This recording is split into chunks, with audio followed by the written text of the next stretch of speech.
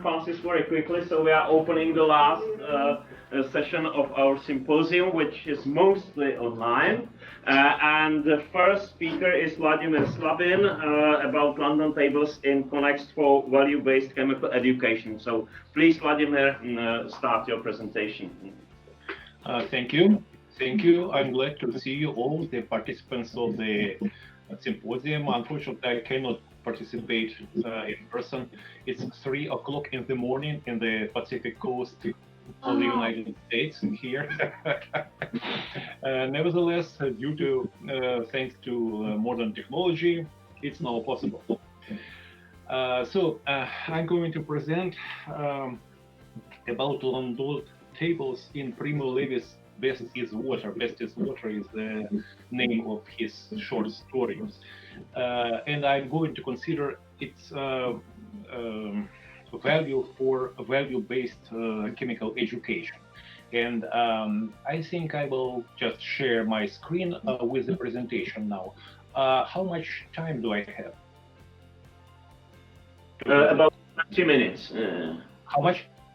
20 minutes. 20 minutes. Okay, I will try to do my best and to present everything. So I'm now sharing window or screen. Yes, presentation. Allow. Okay. And can you see it? Yes, we can. Yeah. We can. Excellent. So here we go. I will begin. So Landolt tables in Primo Levi's Best is Water for value-based chemical education. I presented here, and my affiliation here on the bottom, University of Oregon, USA. So directly to the problem.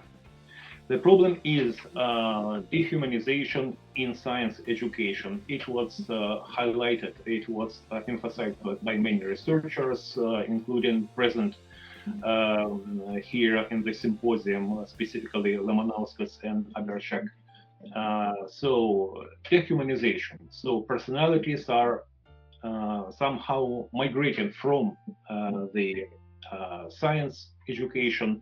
Only factual presentation tends to be recently. Here are the 3 things which characterizes the problem. Using the American slang, so Americans understand it better, what I now am going to say, make education humane again. So that's how rehumanization should go. Okay. What can be used to rehumanize science education? We can suggest. I think we should turn our attention to so-called eponyms. This is what I mean. Eponyms. Or named notions, Avogadro number, Berthollet salt, or postulates, and so and so. So chemical or scientific notions in which the name of the inventor is somehow associated, affiliated with the notion itself. We can, a teacher at a science class, say chemistry class, can easily unwrap each of these eponyms into something like this. So you can present, you can focus not necessarily and not only on the number, principle, fellowship, equation, postulate, and so, but also on people who stand behind them. Specifically here, let's read it again. Avogadro number, Clausius-Clapeyron equation, Berthollet salt, Le Chatellier Brown principle, Crawford-Hodgkin fellowship, Markovnikov rule, and so on and so on. It's interesting. Personally, I like eponyms, and I present eponyms. Yeah.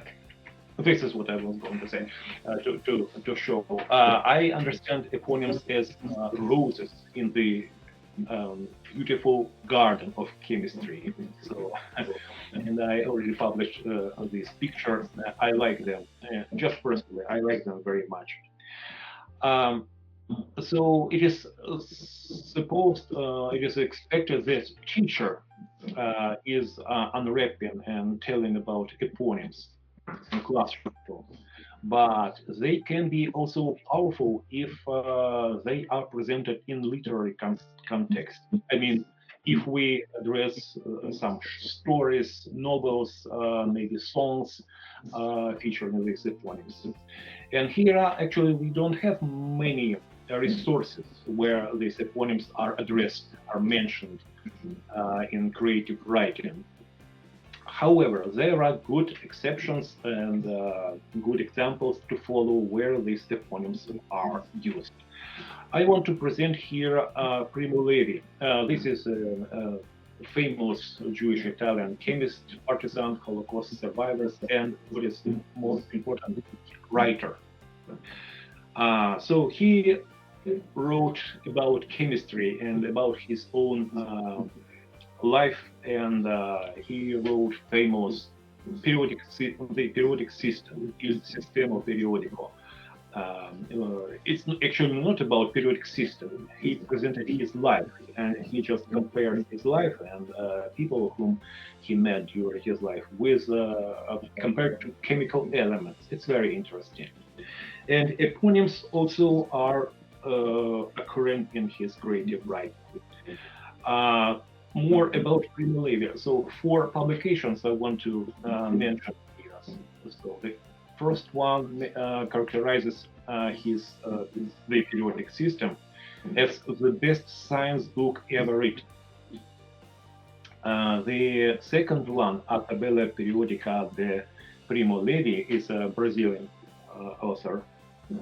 Authors also focuses on his creative writing, on his main novel. Then the third one, Primo Levi and the Periodic Table, Teaching Chemistry Using the Literary Text.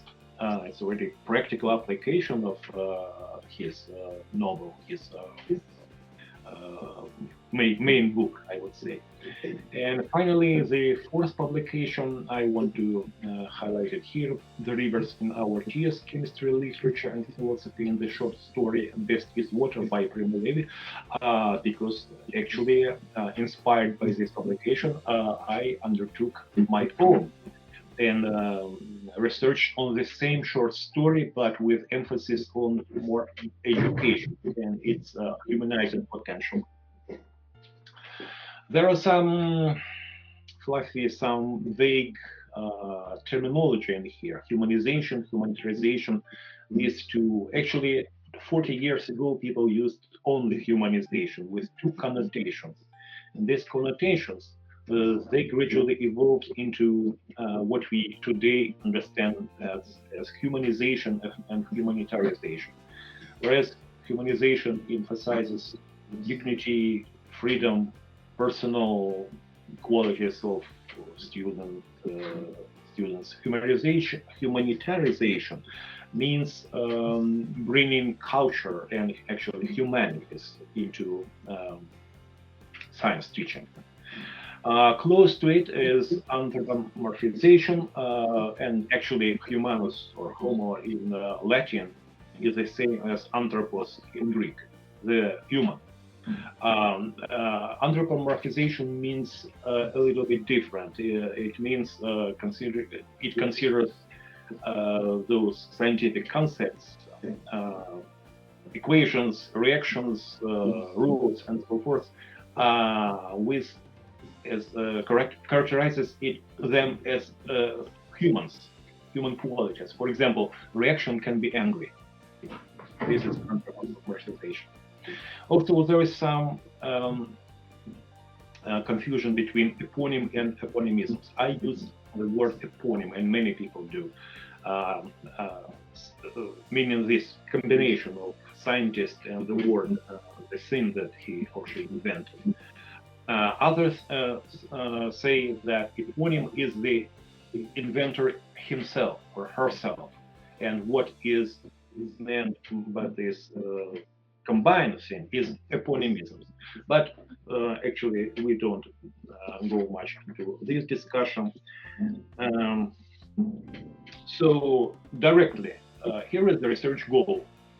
To analyze selected passages from Best is Water, a short story by Primo Levi, where Landolt tables and eponym is mentioned, using a range of interpretive theories, with emphasis of how these passages enact processes of humanization, anthropomorphization, and how they can benefit the science, and specifically chemical education. The four research questions that we post here: which interpretive theory is the most effective in revealing anthropomorphization of the eponym? To what extent does anthropomorphization differ between the Italian original and the English translation? Also, how can this anthropomorphization of scientific eponyms, as exemplified in this short story, Best is Water, be used to support humanization in chemical education? And how does it help students to understand history and culture of chemistry? This sample, actually, what we used, this research did not involve human subjects. It was not about students, so we analyzed just this piece of text. Best is Water. The title comes from a poem by ancient Greek poet Pindar, who underscores whom Primo Levi used for authoring his short story. Pindar said, "Best is water, while gold, like fire blazing in the night, shines preeminent amid lordly wealth." Best is water. Summary of this Best is Water is as follows here. So the young chemist named Guerra finally got his employment position in a chemical laboratory, but feels unhappy because the work assigned to him is kind of boring. So daily he is tasked with measuring viscosity of water, every day, viscosity of water, and he finds that surprisingly, the viscosity of water doesn't fit Landolt tables, where these viscosity values are put, and how, and his manager, or say micromanager, Kurti, berates him. How can Guerra doubt Landolt tables? But it turns out that actually viscosity of water changes, and it actually ultimately leads to catastrophic consequences. The genre of this short story is dystopia. It's kind of scary. Well, it depends on how you perceive it. So I asked artificial intelligence to generate a scene to this, and you can see it. So to the left, standing is Boera, young chemist, and seated is Kursi, his manager, who reproaches him. And how can he, the young chemist, doubt Landolt tables? So we took two passages from this. So one mentioning Landolt tables and Boero. It opens with, he had named it, is Boero, young chemist. And the second one is the forward. Again, mentioning Landolt tables and Landolt himself. And we actually also analyzed it in original Italian. Aqua passage 1 and Tabella del Landolt, and also second, just translations. So actually, what Landolt tables are. In 1936, Landolt and Borstein published the book Physikalische Chemische Tabelle. It's very kind of comprehensive reference edition. Was popular at that time and also remains popular nowadays. So here are some contemporary editions of Landolt Borstein. For some reason, Levi mentions on the Landolt tables, not Landolt Borstein. So we analyzed these two passages using 8 interpretive, or in British, interpretative theories, the 8 ones. Well, they can be here psychological and philosophical and cultural studies. So we united them under umbrella name interpretive theories. We excluded some. For example, we excluded neopositivism because, as is written, neopositivism doesn't pay much attention to language, and in our case, language is key. So we try to analyze, to apply these theories and analysis to analyze these two passages. And in the publication, which will appear in table 2 and table 3, and it will appear in the symposium collected articles, probably it's published already, I don't know. You will see the tables which shows this specific items from the passages and how these interpretive theories were applied.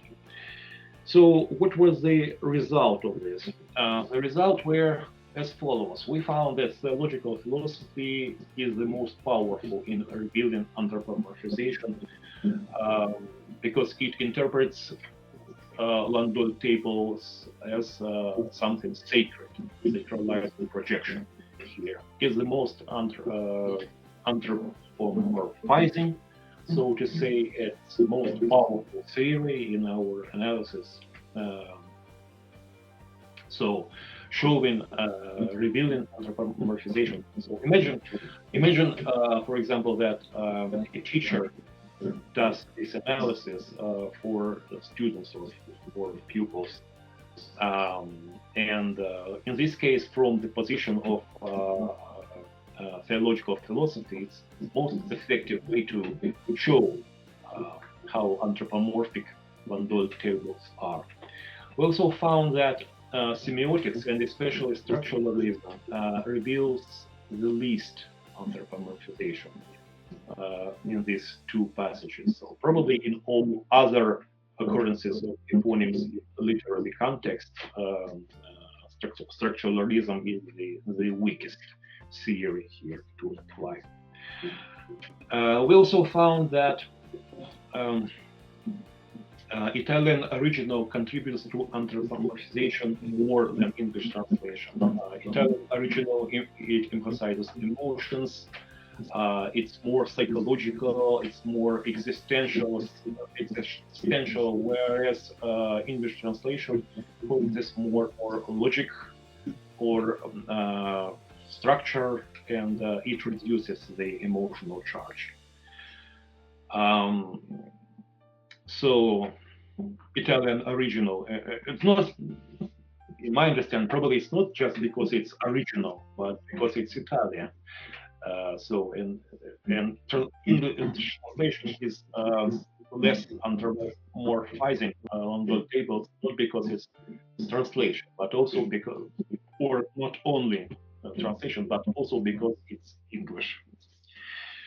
So what can be said after that? That ascription of human or even divine qualities to scientific eponyms is a way toward humanization in value-based chemical and broadly science education. In brief, one can say that anthropomorphization is a to emphasize, to improve, to strengthen humanization. We can also conclude that anthropomorphization of eponyms must be harnessed, must be used for restoring aspect to scientific inquiry, recognizing the normative power of scientific authorities, for bringing technical mastery and ethical reflection, promoting historical consciousness, encouraging moral imagination and scientific humility. Probably the word humility here, so being shy, being more, how to say, more respectful towards scientific findings that have been already made. Finally, I think I'm within my 20 minutes. The conclusions here, one can say, just plain English here, that rehumanizing scientific education is urgent and it's possible, as I mentioned here, science education, make science education humane again. That's what I meant. We also can say that scientific eponyms are key tools in this transformation. Probably they suffer from insufficient attention from the researchers, because eponyms are researched by philosophers, by sociologists of science, by language specialists, but by educators it's very seldom. And finally, we can conclude that literally stories like Best is Water can play a positive role in shaping future scientists, today's peoples, today's students. Okay, thank you for your attention. Thank you, and in Italian, original, I say grazie. That's all. Yeah.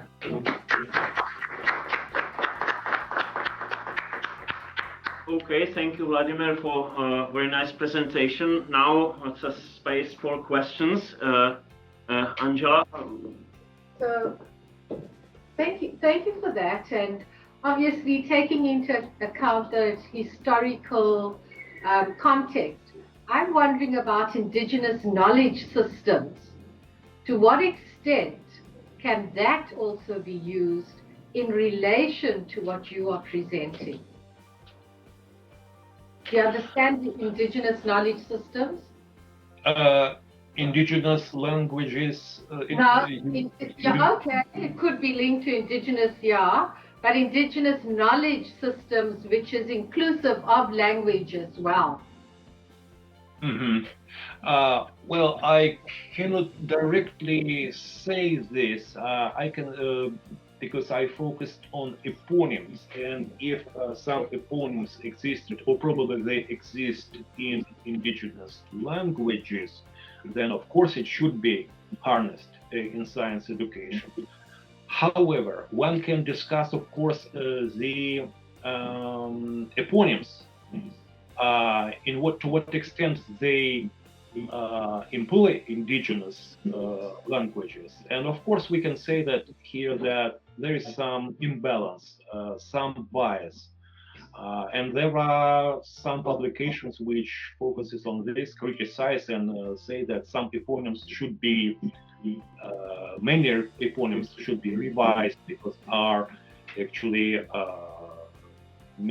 feature white men, often colonizers, and some people, even Nazis. If we analyze here, for example, famous eponym Stark effect. Johannes Stark was German physicist who was actually a Nobel Prize laureate, but then it turned out that he was actually a supporter of Nazist ideology. And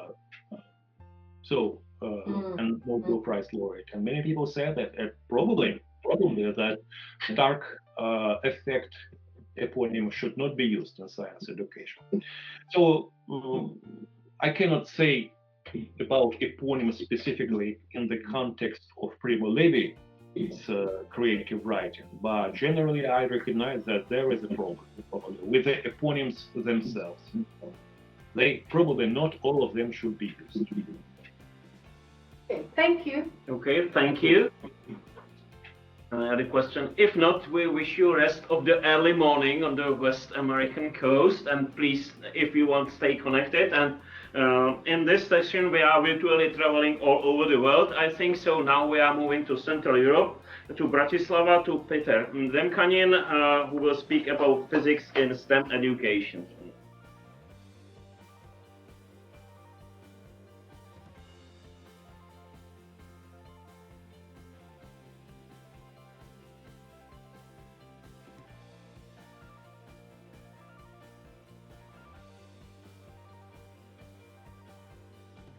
So please, approximately about 20 minutes.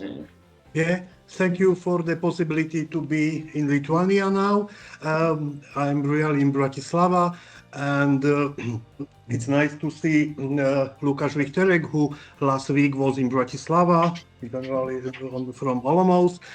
Thanks to see Vincentas and all of you. And yeah, I will try actually extend the previous presentation, because my topic is also about rehumanization, about complex content, not fragmented context. My presentation is not about tasting, but is about what could be or should be tasted, and maybe from other point of view the same. Generally, we are discussing about science education, so this is about science education. And please, I will focus a little bit on physics education, on especially physics. Raise hand who is focused on physics education more than other part of, yeah, Lukaš really yes, and probably no else. So the examples focused on physics, I will try to explain maybe in some general, not special details. So I will try to open my presentation in some way.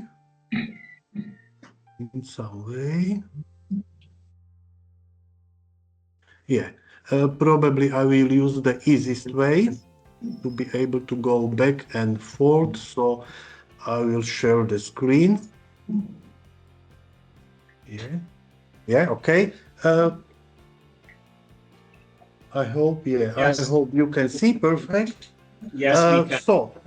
So, physics within STEM education, and the general topic was about expectation or something like this, expectation and experiences. So probably it will be more about expectations. For those, I should probably introduce myself, but you can look at ResearchGate. This is probably the best way. So not necessary to introduce me. I'm from Slovakia, Comenius University, and expectations. I took it in two ways. What society expect from physics education, and probably what do we expect in future in physics education. So in these two ways, I will go for the next about 15 minutes. Yeah, and I should now.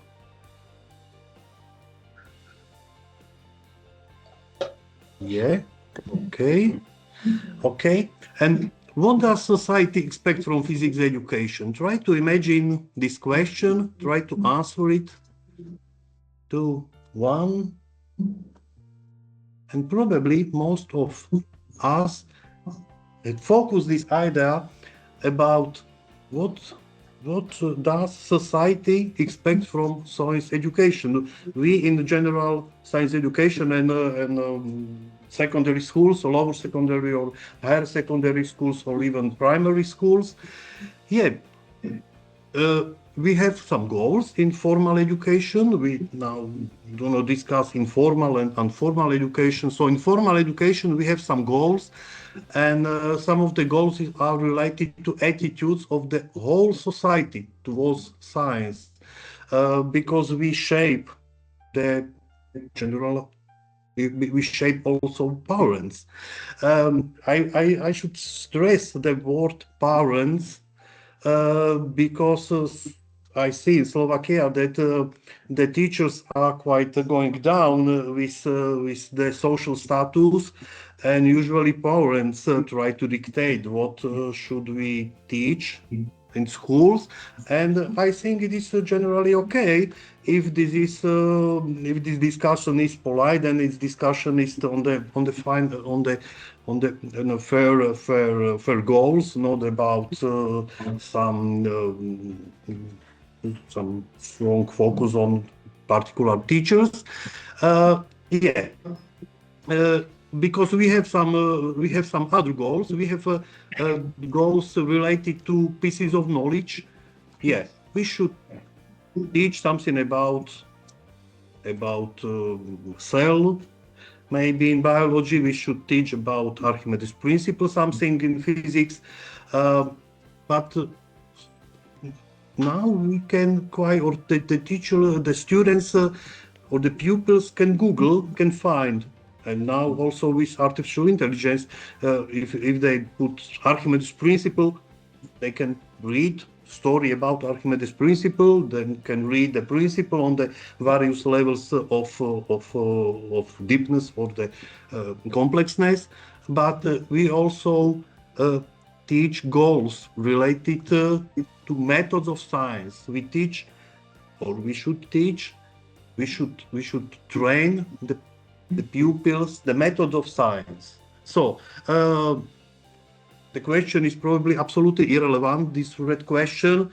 What is more important, Ohm's law or Newton's gravitational law? I think I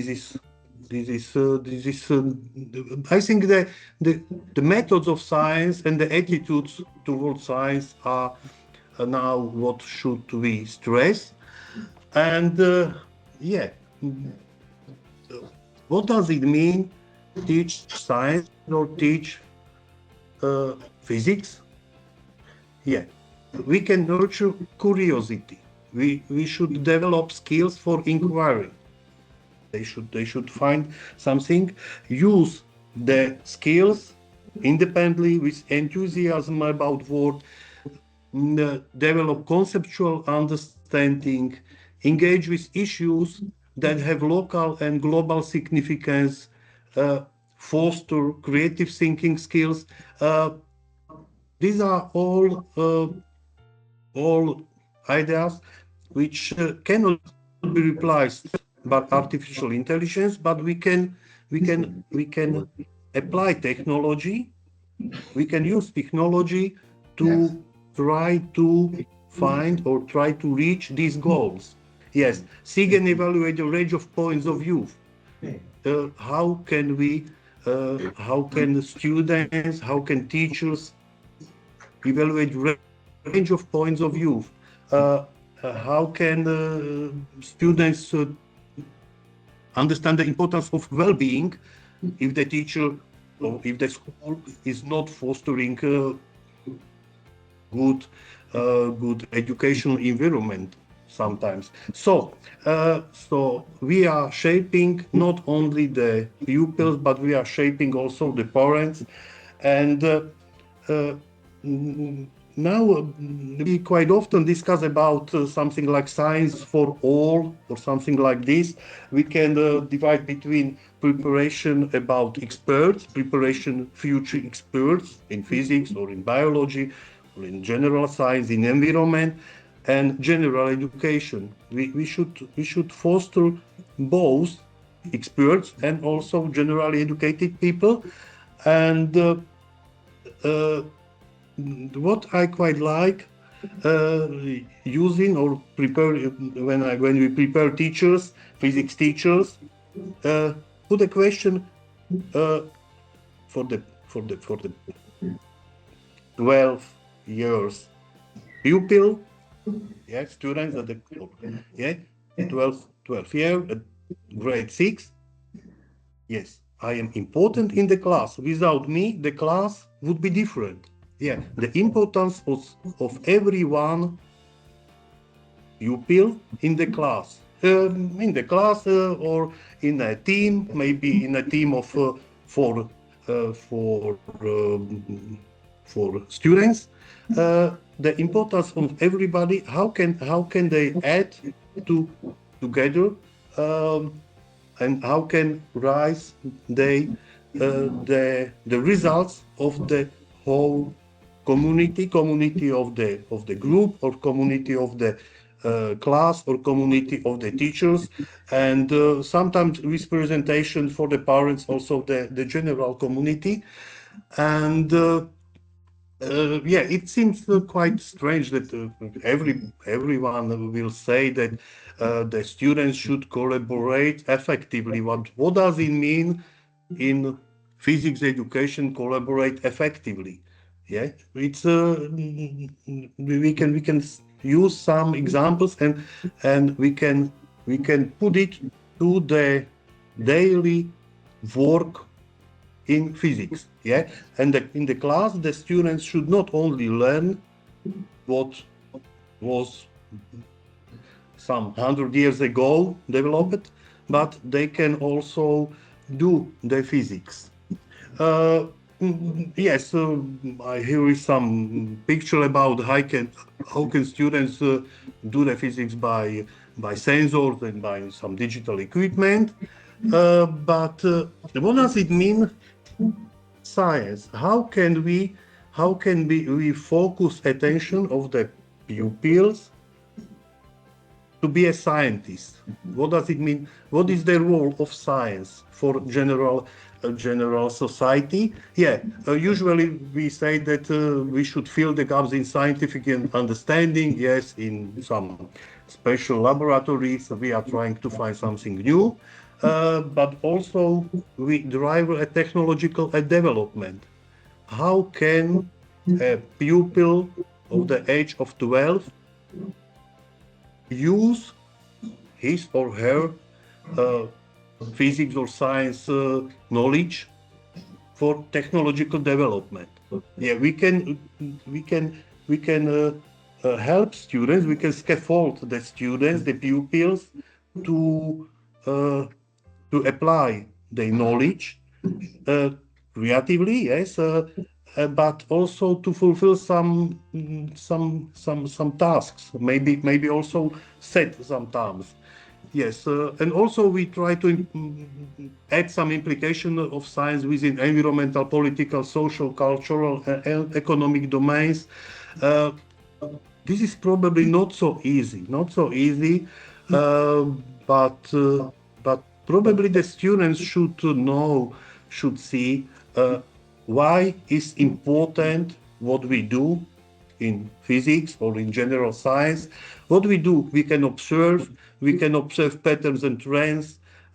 We can formulate a hypothesis, we can plan experiments, not only perform experiments planned by somebody else, but also plan. We can measure, not only measure what the teacher plan or what the textbook offer, but also measure something what the students would like to measure. Uh, my students some months ago was with students of the age of 15, and they measured the free of fall acceleration to be a 30 meter per second squared. Yes, really. What the normal value is 10, and they measured 30, and they were very proud that they measured so strange, and their mistake was only 50% in estimation of the height. Yes, the lens estimation. The lens estimation, yes, the 50% uncertainty is not so much, and so not they had not prepared method how to measure the lens. They just made a guess, and but the quest and the measurement was by their own. Yeah, we can also models, evidence theories. Yes, falsification is important for students for the age of 15, 16. They are not for, but they are against something. And yes, we can allow them to prevent falsification. Yes, the ball is not falling with a normal acceleration of 10 because there is some air and some drag force, and the acceleration is smaller and is not constant. So also they have opportunity to falsify the theories. We can help them to share together the endeavor and the C, the C. Why the teamwork is better than if somebody is working alone. And the global impact is also fine to have, but also it's not easy. Not easy to get, but we are trying maybe more in biology or environmental education than in physics education. So please, if you see 3 ideas you find interesting, too relevant, and you will use, I would be happy. And let's go. What do we expect? What do we expect in the near future in physics education?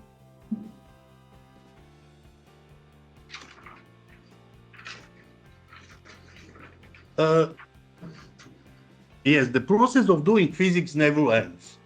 So we still will do physics, or some of us will still do physics. The pupils or even other people, every people do some physics, even if it's not physics like focused on this. In the near future, what can we expect in the near future? Yes, I started this list of some ideas by calculator when I was going from lower secondary to higher secondary school. Just scientific calculators was introduced. Yes, many years ago. Yes, some used also graphical calculator. I was not very fine for this. We started to use a computer for writing and for presentations. Pupils can take video sequences very easily, what was not easy 20, 30 years ago. We use some fed animation or some interactive animation. Also in Course 7, which I use, pupils can model real situations quite easily. So yes, chat and artificial intelligence, it will be in the next contribution. What I quite like the idea that a friend, artificial intelligence as a friend is not good way, because artificial intelligence always answer in positive and pleasant way, and classmate will not every time will be so positive. Yeah. So this will be in next presentation. So here is a small look at how technology can be in the near future be implemented by this is inquiry and the modeling. This is just temperature sensor, so thermometer connected to computer, and we take 30 minutes, which is quite long. So it's probably good to have the thermometer connected to computer. Here is Apple fallen on a desk, not on a desk, but on a force sensor, and 0.02 seconds, lot of measurements, so quite well accurate measurement. Here is just a normal ball, and we can measure, or the pupils can measure the pressure in the ball and some consequences in this. But not only technology, but also the processes of mind are important. I think I have about 1 minute, so in 1 minute I will stop. Processes of doing physics never ends, but we do physics not only by hands, not only by observing, but also we are doing physics in the processes of mind. This is what I'm focusing now. Also, I'm trying to finalize an article for Baltic Science Education. So the processes of the mind in physics, but not only physics, in generally, in the mind we work with symbols, we work with patterns, we work with sequences, purpose, formulas, or order. We can use, or we use categories, we use some proportion, measure, quantity, so relationships.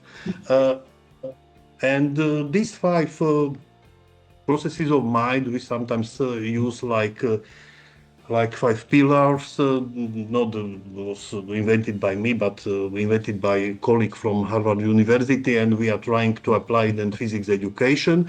So in the mind is we do, or the pupils do, the physics not only by hand but also in mind. Everyone we know it. Yeah, and something from biology. I am sure everyone has seen a dandelion, and can we draw a leaf on dandelion? Do we know what is the form of the leaf of dandelion? Just try to draw leaf of dandelion. Here are some examples of physics. What is in the mind of the students about water flowing from a bottle. Here are some quite strange ideas, but not strange. It's quite normal. But after the processes of mind, after some lessons about water flowing from bottle, this should be not in this way, but the students should use a normative results. Yes, I hope you found at least 3 interesting interesting ideas here, and I am at the end. Maybe some idea, if you have your students who would like to be like a postdoc in Bratislava on such ideas, or if you have PhD students who would like to visit my department, we can continue in discussion later by emails. Yeah, thank you.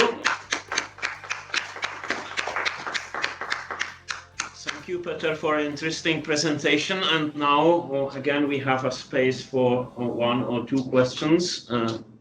And thank you for your offer for the students and PhD students. Maybe I would have a comment, because I was persuaded by my colleague in Brno that ChatGPT may be trained with some effort, not to be polite, to lie intentionally. So I think the options are quite wide. Okay, if there are no other questions, so thank you very much again. Please stay connected if you have time. And now we are moving to Taiwan.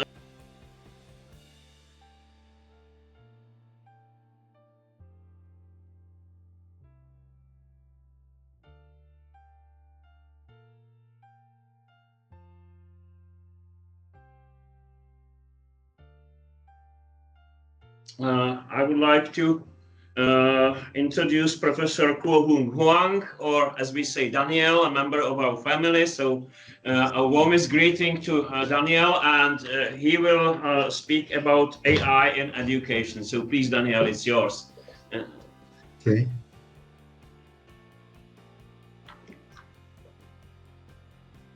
Thank you. Can you see my? Yeah, it's okay. Yeah. Okay. Good evening, everyone. I saw some old friends and some new friends. Okay, today I'd like to present or to share all our experience in promoting AI in Taiwan. I introduced to AI, then some attitude toward AI, then I talk about some guidelines and frameworks on AI in education. Then lastly, I'll talk about Taiwan strategies in AI education. Okay, in the past 3 years, generative AI has evolved fast and passed the Turing test. What is Turing test? Turing test is benchmark, like in artificial intelligence that assess a machine's ability to show the intelligence. Okay, so actually this is a study by a university. The result shows actually the college student cannot tell they are having a conversation with a machine or with a human being. So actually it means the AI has passed the Turing test. So people can not tell the difference. Okay, so now AI is becoming very powerful. So actually it's affecting our life. So what we are going to do? So today is usage, or we have to use it. Okay, so or we actually integrate with our work. Okay, so there are many questions. Actually, at my department, then I will talk about it later, that we change attitude, okay, toward AI on the curriculum. So then I'll show you our case. Okay, so about education. So actually, the school has to decide what kind of level they are going to use AI. So actually, there's already from 2024, there's some framework or guidelines for AI education. Okay, but people's concern about using AI, there are many two reasons. First, outsourcing of learning. Okay, so if students rely on generative AI to do their homework or do some study or some summarize their study, so actually they have missed a chance to learn. So actually, there's if the student relies on AI to do their learning, that it's not good for students. So many school teachers they are prohibiting students to use AI at work or do some report. Okay, so that's one of the reasons that teachers will limit students to use AI during their study. The other problem is ethics. As a digital citizen, every user must use technology, including AI, responsibly to learn, to create, to envision, or to participate. Okay, so there could be another problem if you can generate some contents from AI, but is it ethical? Okay, so for younger students, probably they are not quite be aware or be familiar with these ethics or low problems. So actually, according to OpenAI, there's a suggestion that everyone, the users, have to be older than 18 years to use OpenAI product. Okay, so ChatGPT can be used if you sign the agreement. You have to be an adult to use ChatGPT by yourself. Then students from 13 to 18, they have to under parents' supervision. So when they use ChatGPT, they must be accompanied by their parents or teachers. Okay. And then I'll talk about teachers' view. They use AI in teaching. Bill Gates said last year, probably not this year, 2025, he said that AI will replace many doctors and teachers. Okay, so I'll translate it as if teachers deliver subject content in a traditional way, then they are likely to be replaced. So then AI is becoming more powerful. Then they we can use it as a tool or a system to teacher, not to replace teachers. So future teachers must use AI as a resource to improve teaching quality. So then later I will talk about it on the guideline of Taiwan. So we encourage teachers to use AI tools to reduce their workload, so to collect and organize teaching materials and innovate teaching. So these are the three main reasons that the Ministry of Education encouraged all teachers to use AI to assist their teaching. Okay, then probably the first AI competency framework was announced in last year. So actually, there's from the United Nations. So there's a two framework. One is for students, the other one is for teachers. And probably that's around the same time the Taiwan announced digital learning guidelines 3.0. So, but we have guidelines for teachers, for parents, and for principals. Okay. And then this is the UNESCO's AI competency framework. Okay, so actually there's some competency aspect at the left column. So you have human-centered mindset. Okay, actually it's still human to control the technology. Okay, then the second one is ethics of AI. That's very important. So particularly for students, we must let them know AI is a tool, but it's only you have to do the work by yourself. Okay. Then there's some AI techniques and application. For some advanced, you will have some AI assistant design. Okay, this is for students. Then also there's a AI competency framework for teachers. Okay, for the left column, okay, you see the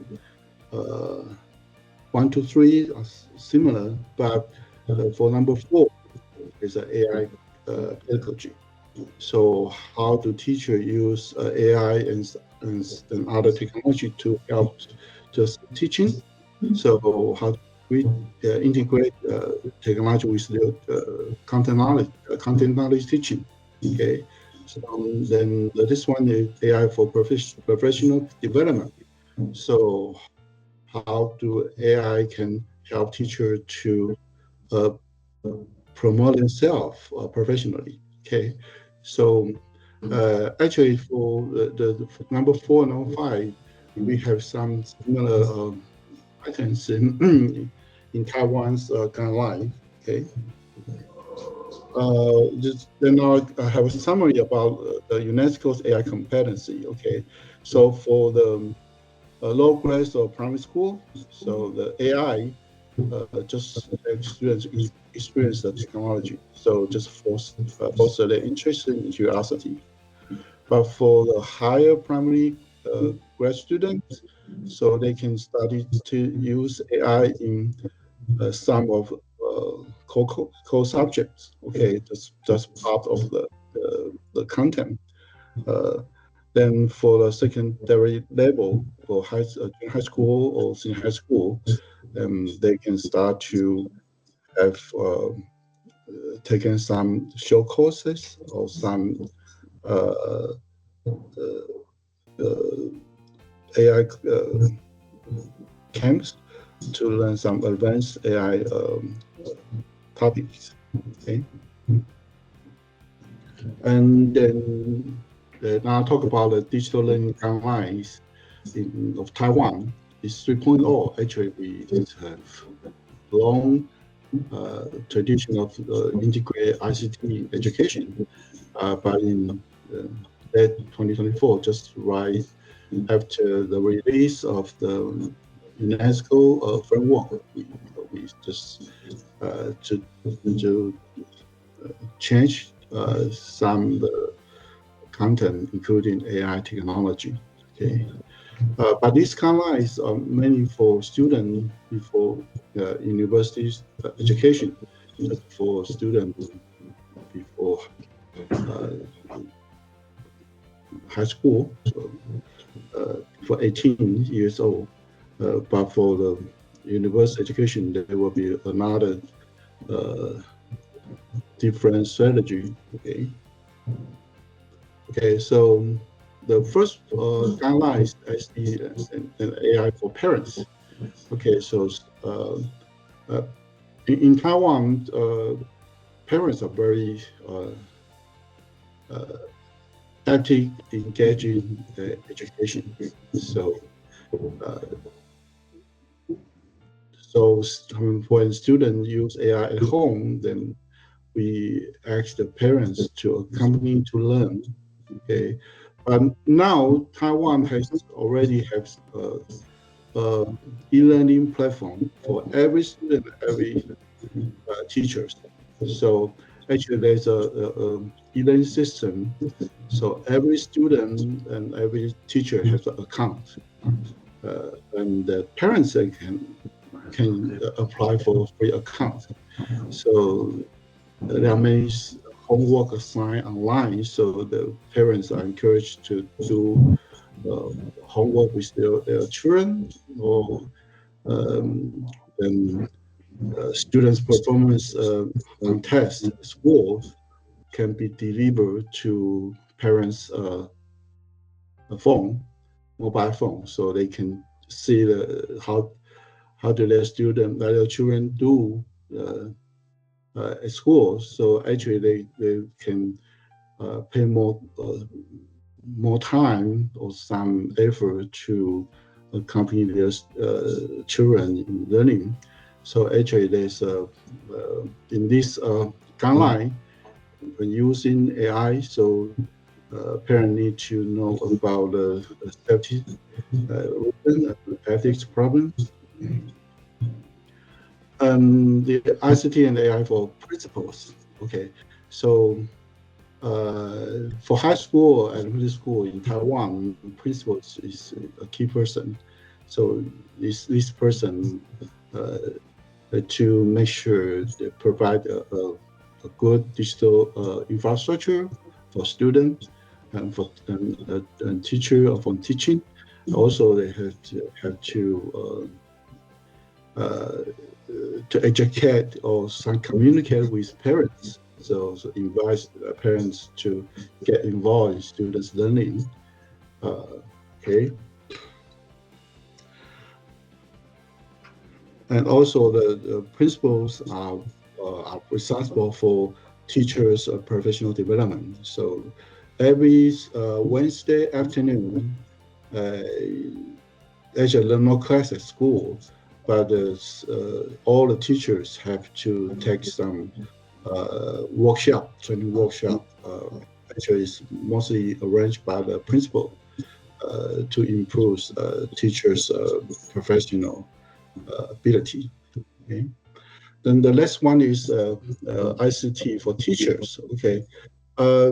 Actually, there's two sides. Let me probably in this way, in this left side, this is how can you use AI to assist teaching, and on the left side is integrated learning. So in the left side, when teachers are encouraged to use AI to prepare courses to learning records, they can come out with tests, and then when they can collect the students' tests, and then they do some analysis, and then some provide suggestions for individual teaching. They can just pick out a student who failed or who did not do well on the test. So teacher can give some extra teaching after the test to some student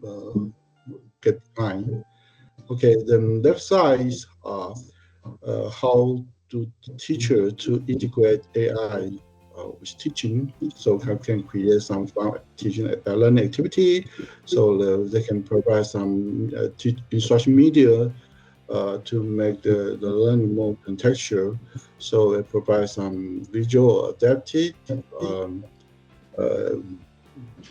some tests or some content, and they provide some quiz or test online, so a student can repeat it to do the test, to be more familiar with the content. The next part of my presentation, I will talk about Taiwan strategy in AI.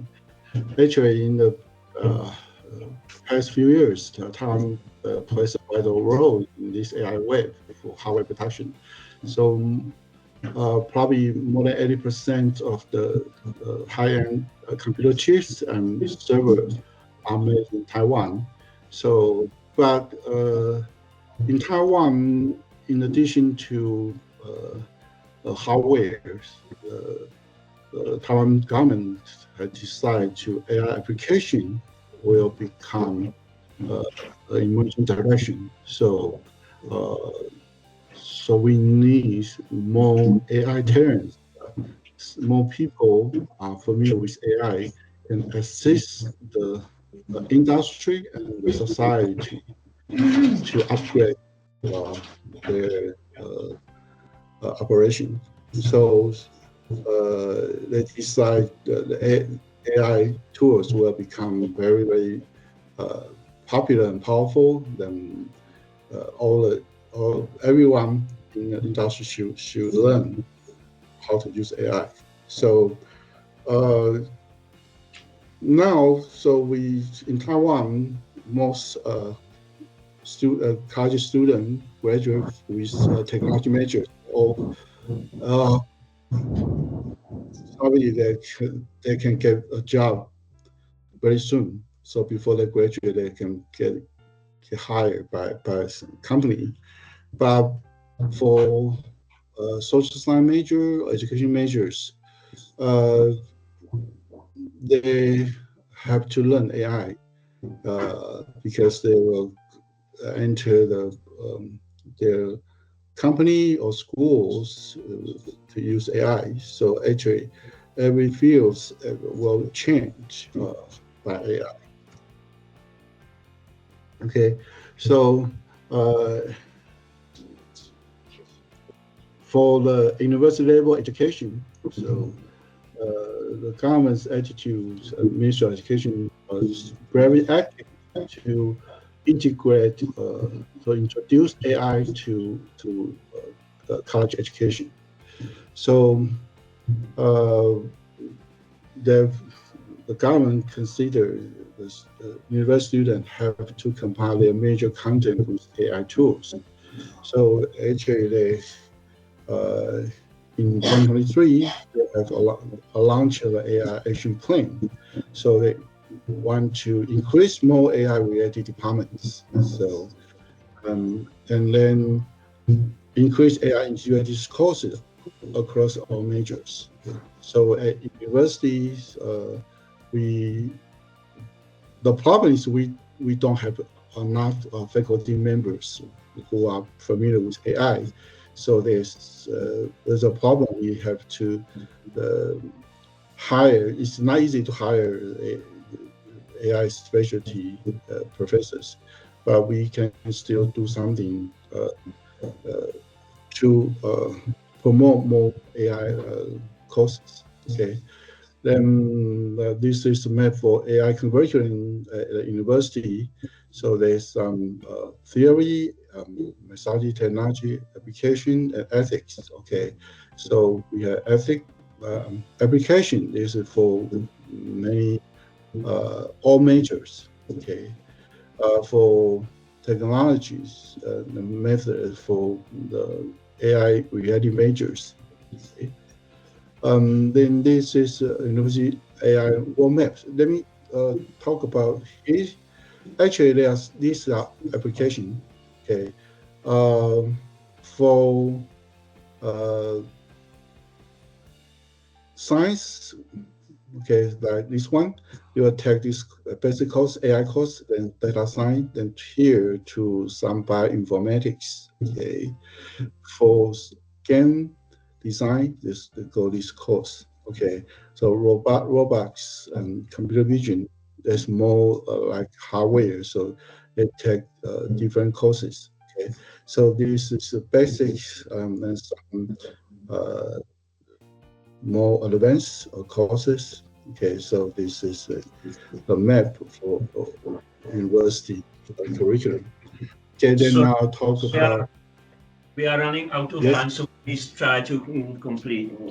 Okay, maybe 5 minutes or 2 minutes. Okay, then I talk about promoting AI at Chiayi University. So we have the university has fund teachers. If you have AI application for public compound your major course, we'll give some funding. So we encourage AI integration with social processes. So we have some short-term programs that focus on AI. So also we have some online workshop for AI education for teachers and staff. Okay, then we have recently we have the university have taken some funding project AI project related to AI, like all AI Alliance. We don't have enough professors, but we can collaborate with other universities so they can open online courses. Then the courses are free, so for students, they encourage them to take these courses. If they finish the course, they'll give some certificate. Then we have big data in charge of these programs. And then some digital humanity courses. So we encourage co-teach by these two teachers, subject matter teacher and technology teachers.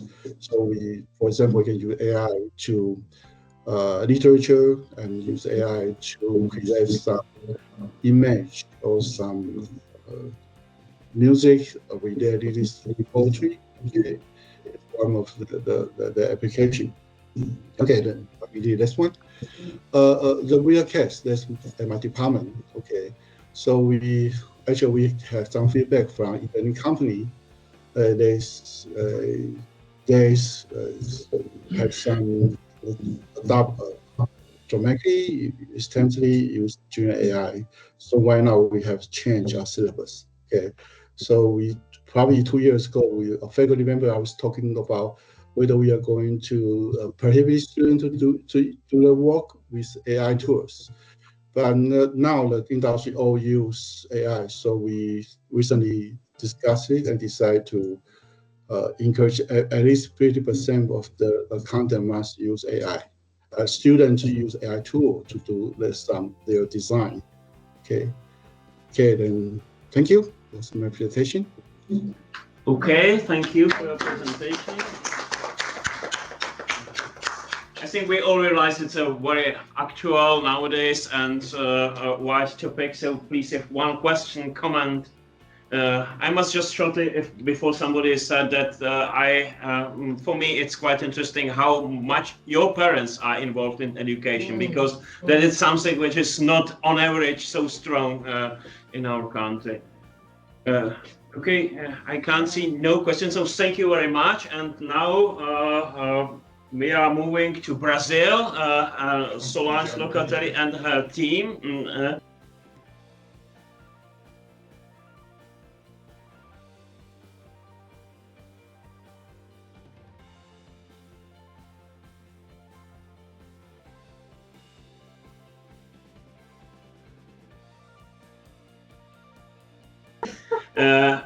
The topic is bridging the submicroscopic gaps during drawing, inquiry-based learning, and metacognition in chemistry. So please, it's yours. And again, about 20 minutes. Hello, everybody. Good morning from Brazil. Yeah. Hello, Angela, Vincentas. All my colleagues. Oh, I can see all of you. Thank you for the invitation, Vincentas. I'm having some connectivity issues, so I will ask you, Vincentas, please, to put my presentation that I sent to you. So I'm here for the questions. Could you do this for me, please? Yes. Yes. Thank you, Angela. Angela, I missed you. I miss you too. Oh, my Lord. Yeah. It's very unstable here, the connection. So I think it's better to see the presentation. And I'm here, of course, for the questions. Thank you, Vincentas. Hello, everybody. Good afternoon. It's a pleasure to be here with you, even if it's virtually. I'd like to thank everyone, especially you, Vincentas, for the invitation to be here. Let me introduce myself. My name is Solange. I worked as a high school chemistry teacher for over 20 years and have since transitioned to research and teaching in higher education, focusing on metacognition and inquiry-based learning in both science and chemistry. Now I'm in São Paulo City, the largest city in my country, Brazil. Okay, so let's get started. Okay, first of all, some results that I'll present here are part of a research project that I've been coordinating since 2023, during which I've written 18 articles with partners and also made presentations at conferences. FAPESP funded this project. The objective is to investigate how students generate drawings. I refer to diagrams produced by students integrated with inquiry-based learning, support the understanding of chemical concepts, specifically focusing on submicro level, which is considered the most difficult for students. Now, I'll briefly present 3 works that I developed within the scope of this project so you can get an idea. Later, anyone who wants to read the works in full can do so. I'll leave the references, okay? Let's start by looking at this first example, which is an article already published in a Portuguese journal, Indagatio, presenting the results of Marcela's master's research, my master's student. I'm not sure if you recall, but she was in Lithuania at the last symposium in 2023, just as I was. The objective was to analyze how the metavisual incidents evoked by a group of students influence the learning process during an activity that deals with the effect of temperature on the rate of chemical reaction. As for the methodology reference, we use the metavisual incidents proposed by Locatelli, me, and Arroyo, my supervisor, in 2014. I proposed these incidents when I was still pursuing my master's degree a few years ago, with the idea of identifying moments in a classroom where students show evidence of metacognitive thinking, because sometimes we don't know what they are thinking. And I create this with this intention. I call this a metavisual incident. This table presents the 4 metavisual incidents: monitoring, confirmation, effective change, and change under construction. For example, imagine that I say here the sodium charge is 2+. Could someone say, is the charge 2+? That would be monitoring. I myself, from the question, could reformulate what I had said. Oh no, the sodium charge is +1. I had made a mistake. It would be an example of effective change. I changed my mind. The other person might just say, yes, it's +1. It would be a confirmation incident. And yet, after all this, the person could say, none of this, the charge of sodium is 3+, which would be a charge under construction, because it's not correct, okay? Just to have an idea. Let me now address the methodology. 3 university students conducted a chemistry experiment in my class at the university, and were tasked with proposing a model to explain the reaction between iron and sulfuric acid, considering both hot solutions and solutions at ambient temperature, as illustrated in the figure below. This figure was took in the lab during the experiment. In addition, a student carried out this experiment procedure and constructed a comparison of explanatory models in the submicro, taking into account metavisual steps, which basically consist of comparing what they did with a scientific accepted answer, a process of modeling ideas. Shown here is the possibility of explanatory models considering the start, during, and end of direction at both temperatures. You can access these images in the article if you want to use them with your students. This is very good because, in fact, we produce these images, and it's essential because we still have few diagrams like this at the submicro level available, and we know that's so important. Now let's take a look at what happened during the activity of constructing and reconstructing an explanation for the reaction between sulfuric acid and iron. First,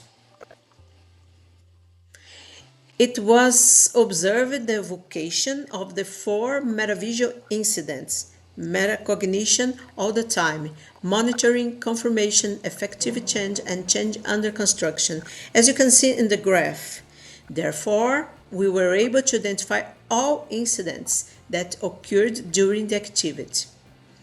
These manifestations of metavision thinking are mobilized in an integrated way in group discussions, especially monitoring and confirmation, which, based on the conversations between peers, direct students towards the process of reconstructing knowledge, be it effective change or change under construction. We consider both of them good. So the strategy allowed the students to revise and construct their thinking based on the incident of effective change. 3. Teacher supervision is crucial because it's not always the case that the visual representations of chemistry presented to the students have explicit meaning for them, which is why teacher supervision is necessary. I'm used to say images, figures are not self-explanatory because sometimes people think that they are, but they are not. You have to explain them. They have appropriate meaning. This is very interesting and something to consider. Okay, let's now consider a second case. This article has not been yet published, so I will just present the idea that underlies its construction. The title is Student-Generated Diagrams Showing Solid Dissolution, Patterns of Level of Representation and an Assessment Rubric. I wrote in partnership with Professor David Tregust, Professor Alex and Mauro Mosserino from Curtin University, Australia. Here, students are invited to represent the beginning of the dissolution of table salt in water and then the end of this process through a drawing. Note that we have several important chemical concepts involved here, such as in the interaction of water with positive and negative ions which occur in a specific direction. Positive and negative attract, among other concepts. With this in mind, in this research, we present an evaluation rubric that allows the student and the teacher to determine what still needs to be reformulated. When the article is published, I can share with you, I will leave my email at the end of this presentation, okay? This is absolutely interesting, this research. I recommend you to read it. Finally, the third example, which utilizes eye tracking, aims to determine how eye tracking can be applied to enhance the comprehension of which representational level of chemistry is more relevant to a student when identifying a phenomenon involving the transformation of matter. This article has been published and is available for reading in English if you want to. The focus was the levels of representation of chemistry. Here, the eye tracking device we used. Some phenomena were presented to the students. This is one example. We had many examples of phenomena. The fusion of water is this one. The figure is shown to them. And the students need to identify what the phenomenon is. Here, the eye tracking record shows where the students fix their gaze for the longest time, the reddest regions, like you can see here, in the water, in the submicro, and in the microscopic level. Our results suggest that eye tracking experiments may provide some relevant insights into students' cognition regarding representation levels. The multiple case study presented here highlight that the levels observed for the longest time were the micro and submicro levels. This is very interesting, micro and submicro levels. However, only the micro level was relevant to the students' answers, as indicated by their verbalizations. This study can contribute a little more to the research we have been doing in this topic. This is very, very interesting. So, some results. Just to sum up the main results of the project. I gave 3 examples, but we did 18 articles and presentations. So the first, drawing activities approached from a metacognitive perspective enabled the students to express prior knowledge. We know this is crucial for the construction of the concepts, construct explanatory models, and self-regulate their learning through reflection and conceptual revision. 2. Analytical frameworks and assessment rubrics to evaluate students' drawing effectively. Tools that can guide both teachers and learners in building accurate models. I think this is crucial. We have to help them to learn chemistry, to teach chemistry, and these analytical frameworks can do that. Eye tracking data further illuminated the students' visual engagement, where they are paying attention, and difficulties with representational transitions. And of course, I hope it has contributed to a better understanding of how a student drawing can aid in understanding chemical concepts, especially at the submicro level, which was the scope of this research, because this is really very difficult for students. My focus is always on the classroom to help students and teachers, as I believe that we must always be attentive and contribute to the teaching of chemistry, helping teachers and students to understand this subject. In this QR code, you will find my contact and other information about the work I have done over the years. I thank everyone and Vincentas for the opportunity. Thank you so much.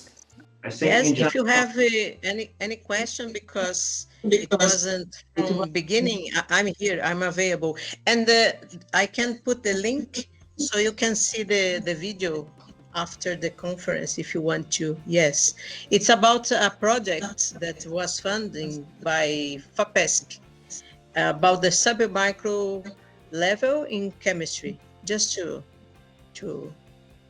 say. If you have any question, Angela, yes? Angela. Okay, thank you, Solange. As always, the perspective that you bring to the teaching and the learning of sciences is really different. And I appreciate, obviously, the work that you have been doing in this perspective. What is the future to what you are going to be doing? Oh, good question, as always. I have been running a project with Angela in South Africa too. It was amazing, about inquiry-based learning. And now, Angela, I'm thinking about to deep in this question, because for us it's very crucial to understand chemistry, the submicro level, and students still have too many difficulties to understand it. So I think it's a good thing to do, to invest in our professional education with teachers, because if teachers know how to do the way to learn chemistry using submicro level, so student will learn it. So we have to look at the teachers specifically and the teacher education. I think this is the key. Right now I'm doing the project, and so let's see in the future, next year. Thank you, Angela, for the question. Very good. Okay, and what about your students? Because they were invited to take part in this online session, but I can't see anyone. I don't know. Maybe they are sleeping. Oh my Lord! I don't know, because here in Brazil it's very not so. It's 18 o'clock now here. I don't know. Sorry, students. Not so smart as usual. Not so smart. Yeah. They were in Lithuania 2 years ago. Marcela, Giovanni, and Carla. Giovanni now is a doctor, Vincentas. Yay! Wow. Well done. Yes. Yes. Carla and Marcela are doing doctorate right now, doctorate studies. No, they're sleeping right now. Yeah. At the moment, I think. Or Okay. At this moment, they are sleeping. I don't know. Maybe not. I don't know. Maybe they couldn't get into the conference. I don't know, because sometimes we have some issues. Yes. And transfer our critics, polite critics, because they are not so smart. We took a lot of efforts, invested a lot of efforts to invite them online. Yes. Okay. Angela, are you missing me? Because how can you do with Vincentas alone? I can't imagine. No. You know. Everything is under control. Under control. Yeah, the same. Okay. That's nice. Thank you so much. Yeah. And you see, Paolo also is here. Ciao! Ciao, Solange! Ciao, bye-bye, yes. Ciao, Oh, ciao. how are you, my friend from Italy? I'm fine, thank you. Thanks very much. Oh, great to see you, yes. Anyway, Okay. okay. Okay, so let's probably, I would like to thank to all the speakers, all the presenters, and now I would like to give the word to our natural leader, Professor Vincentas Lamanauskas. So, Colleagues, we are finishing now online session. Okay. And thank you once again for you, all of you. Thank you. Thank you. Slovakia, Taiwan. Thank you so much, yeah. Thank you, Brazil. Yeah. Keep well. Yeah. Keep Bye. Bye.